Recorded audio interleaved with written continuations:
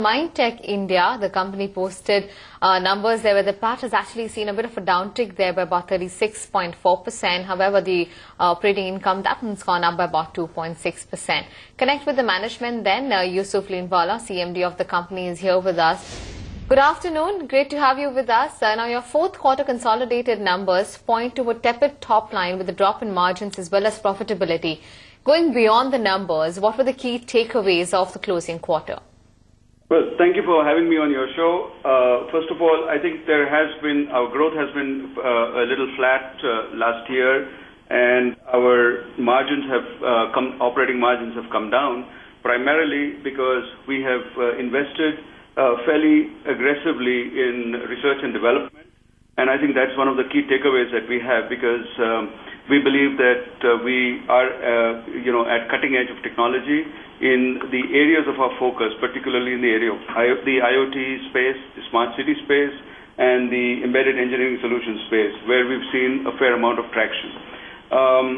If you look at the smart city space, I think you've seen over the last, particularly in the last couple of quarters, we have won a number of projects both in India as well as overseas, particularly in the areas of device manufacturing and wireless water meters, in Wi-Fi-based parking solutions, both camera-based as well as magneto-optic sensor-based parking solutions for a large city in India.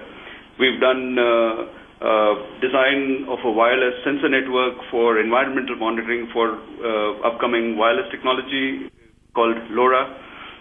In the wearable space, we've done a fair amount of work in the APAC region. We've done some work in the smart thermostat region, where we've created an innovative design of a smart wireless digital thermostat controlled remotely by either a smartphone or a tablet for a leading multinational in India, which has markets all over the world. And in one of the large countries in the APAC region, we've just won a smart lighting solution, which for which revenues will start accruing in the current fiscal.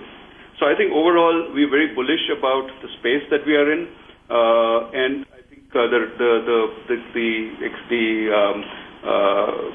investment that we've made in research and development have really paid off, because we believe that it's all about having the right technologies and a combination of having the right technologies in some of the emerging markets.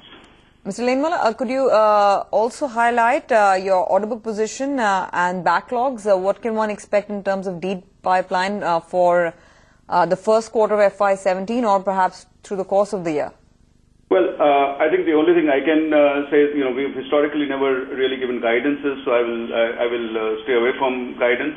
But we have a strong pipeline, we have a strong funnel, we have a reasonably decent backlog, and therefore we expect the performance of the next year to be a lot better than what we've seen in the current year, in the last year.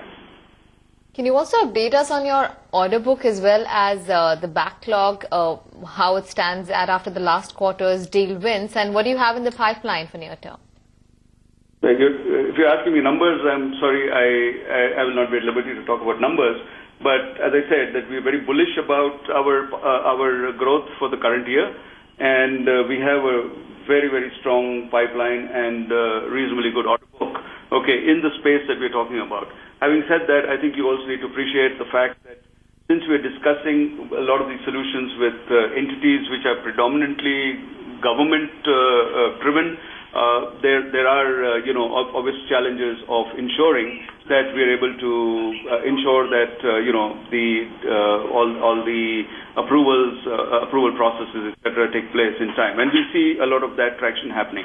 If the last couple of days, you've seen that 13 more new smart cities have been added to the list of 20 smart cities earlier.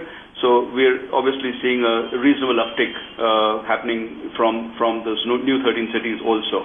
A lot of these tenders are now sort of coming out, so we see that this business is going to only grow in India.